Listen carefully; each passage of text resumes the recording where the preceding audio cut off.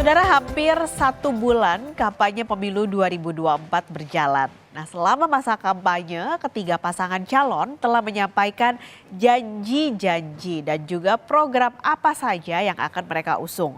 Ada dari program sosial hingga program ekonomi. Ketiganya juga telah menyampaikan target apa saja yang akan dicapai jika nanti terpilih menjadi pemimpin Indonesia. Dari ketiga pasangan calon, target angka yang secara gamblang dan mereka declare adalah target pertumbuhan ekonomi. Kami tampilkan saudara untuk Anda. Jadi ini adalah target dari calon atau pasangan calon nomor urut 1, Anies Baswedan Muhaimin Iskandar, pertumbuhan ekonominya di 5,5 sampai 6,5%. Prabowo Subianto, Gibran Rakabuming Raka targetnya 6-7%, dan Ganjar Pranowo, Mahfud MD target pertumbuhannya ada di 7%.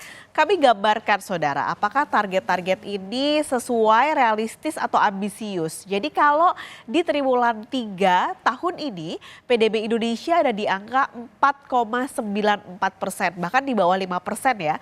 Ini angkanya secara tahunan turun memang dibandingkan dengan kalau dibandingkan dengan bulan sebelumnya, yaitu 5,17%. Sementara ada gambaran lain, yaitu Bank Dunia secara global ini memproyeksi akan ada risiko penurunan pertumbuhan ekonomi Indonesia di 2024 dan juga 2025 menjadi 4,9%. Lagi-lagi proyeksinya ada di bawah 5%. Kenapa? Karena ada beberapa faktor yang membebani, misalnya pelemahan harga komoditas, lalu juga perlambatan ekonomi secara global. Tapi sebenarnya pemerintah di tahun ini sudah menyampaikan rencana pembangunan jangka panjang nasional 2045, di mana dalam RPJPN 2045 pemerintah sebenarnya menargetkan rata-rata pertumbuhan ekonomi itu di angka 6-7%. Jadi sejalan ya kalau dilihat dari target yang disampaikan oleh ketiga pasangan calon. Supaya apa? Supaya Indonesia terlepas dari middle income trap. Itu yang ada di RPJPN 2045. Nah, kami juga coba rangkumkan untuk Anda saudara. Ini mungkin pemanasan, nanti sebelum debat Anda tahu visi misi dari ketiga pasangan calon. Kami pilih visi misi yang berhubungan dengan ekonomi. Jadi sesuai dengan topik debat malam ini. Kami mulai dengan pasangan nomor urut 1. Ini adalah 3 dari 8 misi yang dimiliki oleh pasangan Amin. Yang pertama ini memastikan ketersediaan kebutuhan bahan pokok, lalu juga biaya hidup murah, energi murah melalui kemandirian pangan, ketahanan energi dan juga kedaulatan air. Yang kedua, mengentaskan kemiskinan melalui kesempatan berusaha, menciptakan lapangan kerja, upah berkeadilan, dan juga yang terakhir, mewujudkan keadilan ekologis berkelanjutan untuk generasi mendatang. Tidak hanya misi ini, beberapa program yang sudah beberapa kali disampaikan oleh Amin juga adalah melanjutkan hilirisasi, lalu menekan rasio utang dan meningkatkan rasio pajak. Ini dari pasangan nomor urut 1. Kita geser ke paslon nomor urut 2, Prabowo Gibran, yang juga sama-sama memiliki 8 misi. 3 diantaranya yang berkaitan dengan ekonomi adalah yang pertama, meningkatkan lapangan kerja berkualitas, mendorong kewirausahaan, mengembangkan industri kreatif, dan mengembangkan infrastruktur. Tidak hanya itu, pasangan nomor urut 2 ini juga mengusung ekonomi hijau dan biru. Misi kedua adalah memperkuat SDM, teknologi, kesehatan, hingga pemuda dan penyandang disabilitas. Sementara yang ketiga, misinya adalah melanjutkan hilirisasi dan juga industrialisasi untuk meningkatkan nilai tambah dalam negeri. Pasangan ini juga punya beberapa program saudara, seperti mendirikan badan penerimaan negara yang baru dan akan menaikkan tax ratio. Oke, kita lihat visi misi pasangan calon nomor urut 3, Ganjar Pranowo dan juga Mahfud MD, yang ternyata juga sama punya 8 misi. Jadi ketiga pasangan ini sama-sama punya 8 misi. Ini 3 yang kami ambil untuk Anda saudara. Yang pertama, mempercepat perwujudan ekonomi atau lingkungan hidup yang berkelanjutan melalui ekonomi hijau dan biru. Jadi mirip ya dengan misi dari pasangan nomor urut 2 tadi. Yang kedua adalah mempercepat pembangunan sistem digital nasional, dan yang ketiga misinya adalah mempercepat pemerataan pembangunan ekonomi. Pasangan nomor urut 3 juga punya beberapa program dan juga target seperti alokasi kredit perbankan, nanti targetnya 35% akan disampaikan untuk UMKM, lalu memprioritaskan industrialisasi 5.0 dan kembali melanjutkan program hilirisasi. Jadi kalau tadi Anda simak dari misi dan juga beberapa program yang disampaikan, ada kesamaan dari ketiganya yaitu melanjutkan program hilirisasi yang sudah dilakukan oleh pemerintahan saat ini. Nah, pertanyaannya nih, dari tadi kami juga sudah sampaikan target pertumbuhan ekonomi yang disampaikan oleh ketiga pasangan calon. Tidak ada jaminan tahun depan atau tahun-tahun berikutnya ekonomi Indonesia ini akan baik-baik saja di saat kondisi ekonomi global seperti Amerika dan Tiongkok melambat. Mulai dari ekonomi kerakyatan hingga infrastruktur akan jadi bahasan debat para cawapres hari ini. Nah, kira-kira apa yang harus jadi perhatian masyarakat nanti malam? Pagi ini kami sudah bersama Wakil Direktur Indef Eko Listianto.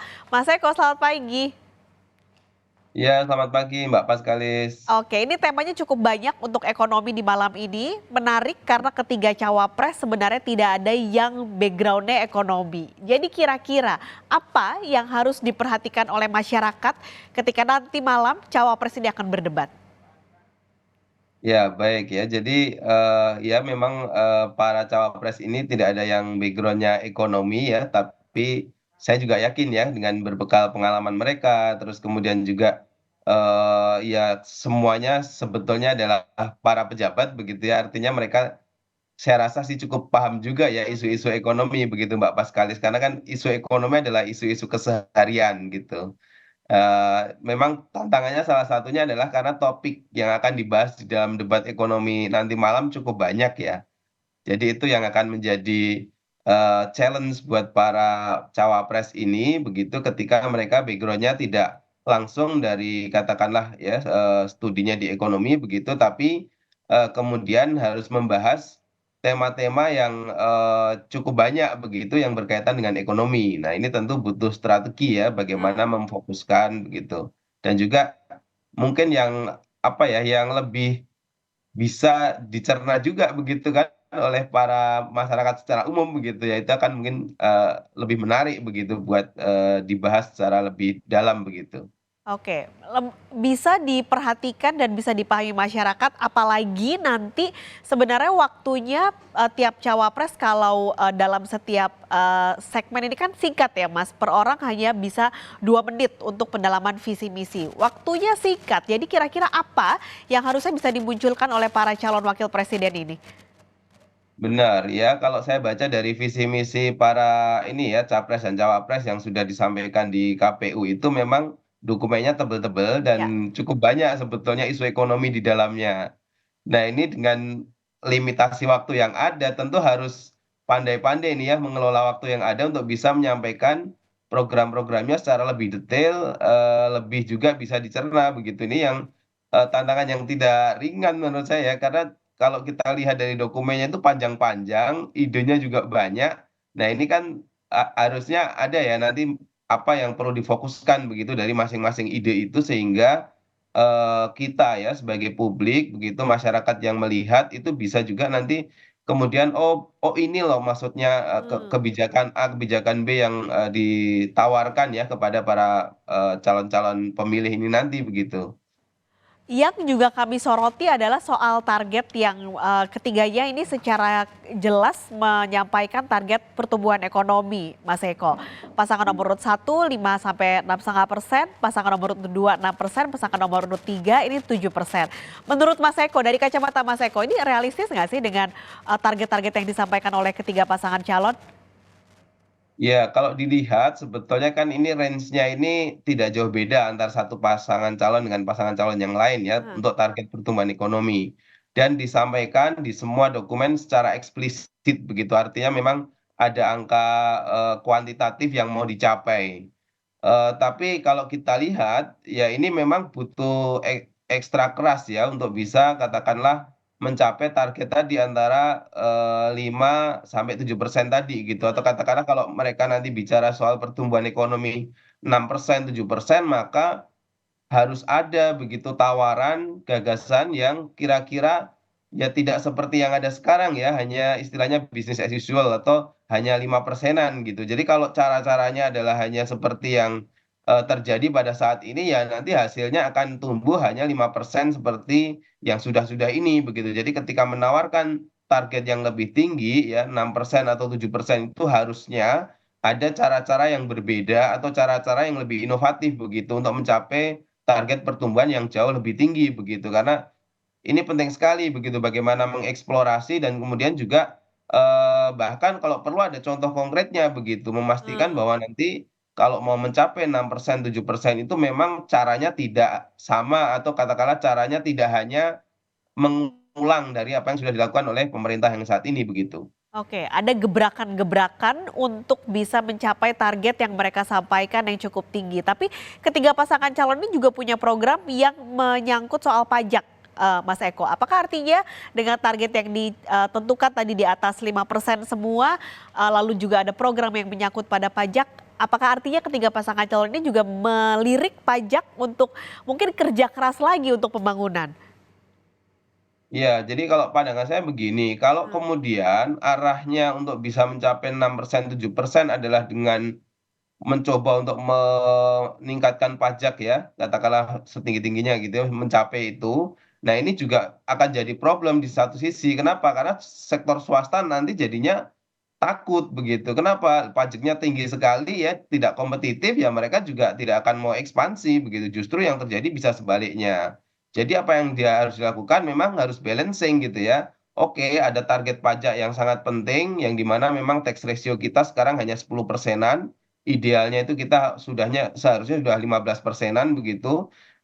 Jadi ada gap yang harus dikejar, tapi di sisi lain pertumbuhan ekonomi kita itu sebetulnya penopang utamanya atau faktor pendorong utamanya sektor swasta. Nah, sektor swasta itu kalau pajaknya terlalu tinggi, nggak mau ini ekspansi gitu Mbak Paskalis ya. Ya. Jadi mereka harus balance gitu dan cara membalancingnya itu harus clear ya nanti di dalam debat ekonomi ini gitu. Karena kalau nggak clear kan nanti bisa saja menjadi sinyal sentimen negatif bagi para calon-calon investor, calon-calon ini ya dunia usaha begitu kan. Tapi di sisi lain kalau kemudian pajaknya segitu-gitu aja tapi semuanya mau katakanlah dibiayai oleh APBN kan nggak mungkin juga begitu. Jadi inilah apa ya istilahnya ya tantangannya begitu ya untuk bisa memastikan balancing itu terjadi begitu ya. Dan ini juga harus disampaikan nanti di debat tentunya.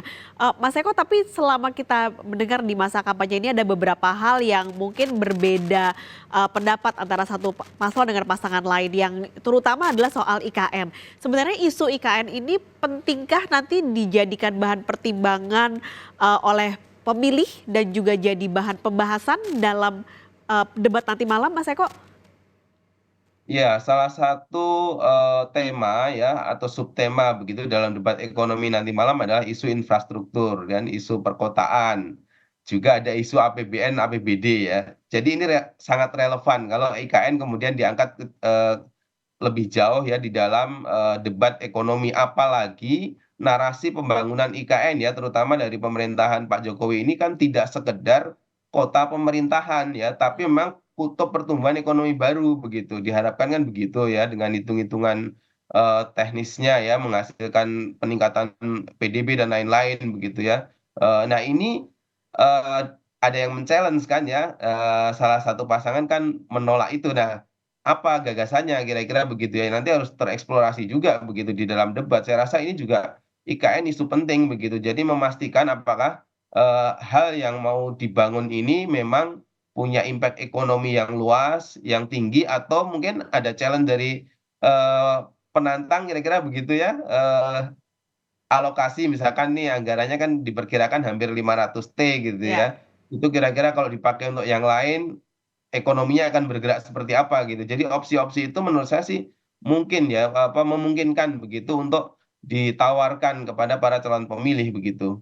Oke, jadi memang masyarakat malam ini diharapkan bisa menyaksikan sekali lagi apa saja gagasan-gagasan yang akan disampaikan ketiga cawapres malam ini dalam debat perdana cawapres. Dan tadi juga Mas Eko sudah memberi gambaran apa saja yang harus diperhatikan dari isu-isu pada malam hari ini. Mas Eko terima kasih untuk pandangannya pagi ini di Kompas Bisnis. Sampai ketemu lagi Mas Eko, sehat selalu.